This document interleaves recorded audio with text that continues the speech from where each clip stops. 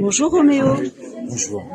Alors, on te connaît par la télévision, une famille formidable et la vérité si je mens pour ma part. On ne s'attend pas forcément à te voir sur une expo.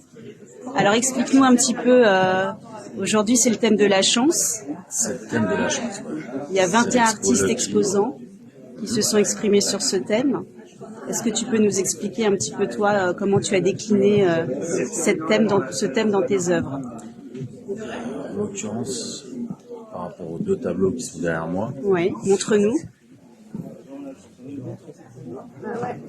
Celui-ci s'appelle Cochise.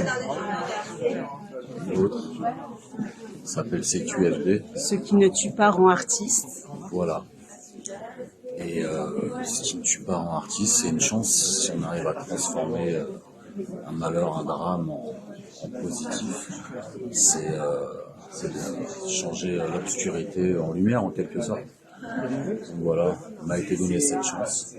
Donc j'ai pensé à exposer cette toile plutôt qu'une autre. Alors sans délivrer de grands secrets, c'était quoi toi qu'est-ce qui t'est arrivé, qui t'a inspiré ces toiles justement? Tu parles de toi à travers ces tableaux? Ouais, bien sûr. Je me sens proche des tribus amérindiennes depuis que je suis gamin.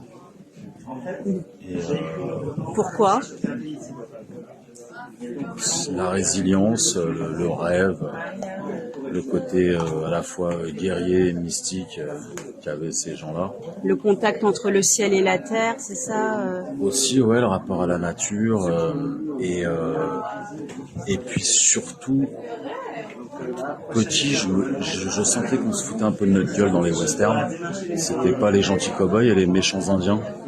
Donc je me suis un peu documenté et puis j'ai vite compris la vraie histoire.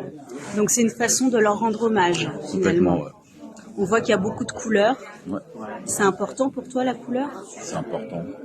Pourquoi? Ça exprime quoi? Je sais pas, j'ai tout le temps envie de me saper avec plein de couleurs, mais... ça se voit pas aujourd'hui. Non, aujourd'hui, j'ai essayé d'être... Ouais. C'est opération camouflage. Ouais, c'est ça. Et voilà, on peut pas trop se le permettre dans la vie de tous les jours, dans la rue. En revanche, sur une toile, tout est permis. D'accord. C'est la liberté totale que j'avais pas forcément sur les tournages parce que je m'exprimais à travers les textes des autres. Ouais. Donc c'était très agréable. Hein. J'ai adoré ce que j'ai fait pendant 30 ans. J'ai fait de la musique après où j'écrivais mes textes, donc je m'exprimais un peu plus. Et avec la peinture, ça va encore plus loin. Ça touche un peu à l'inconscient, à des choses un peu mystiques. On sait pas vraiment où on va arriver quand on démarre une toile. Et c'est vraiment un support que j'adore et je me sens tellement bien quand je peins. Et ça fait combien de temps que tu t'es mis à la peinture? Je dirais 25 ans. Ah oui. Ouais, ça fait 25 ans. Et j'aime toujours ça. Qu'est-ce que ça te procure comme émotion? Les premières toiles, ça m'apaisait énormément. J'avais vraiment l'impression de régler des histoires venues d'ailleurs. C'est pas pour ça que je me suis mis à peindre, mais je me suis rendu compte que ça m'apaisait, ça me faisait du bien.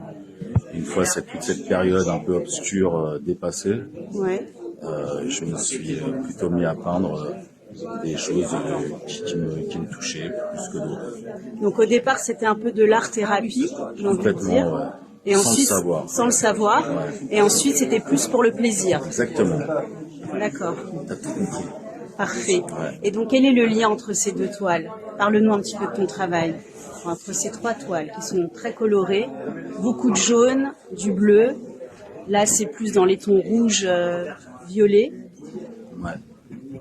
Quel est le lien entre ces toiles? C'est moi. C'est toi? Bonne réponse.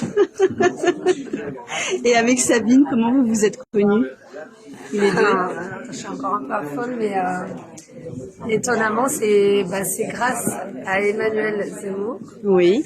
C'est grâce à l'exposition que j'ai faite il y a un an, Nostalgiquement Vôtre. Oui.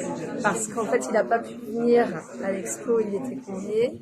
Et il a vu dans je crois, une vidéo d'Emmanuel, une œuvre qui était accrochée là-bas, Oui. d'un artiste qui s'appelle Cisco, qui faisait des billets street art, et qui avait repris Casimir. Voilà. Et il a dit à Emmanuel, je veux acheter cette œuvre. Donc Emmanuel m'avait venu me dire qu'il voulait acheter cette œuvre. Et après, au début, elle ne m'avait pas dit mon identité, donc j'ai dit, il n'y a pas de problème.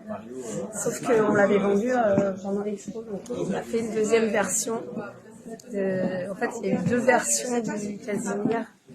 En plus, on en a fait une spéciale avec les inscriptions. Ouais, le logo de l'ORTF. D'accord.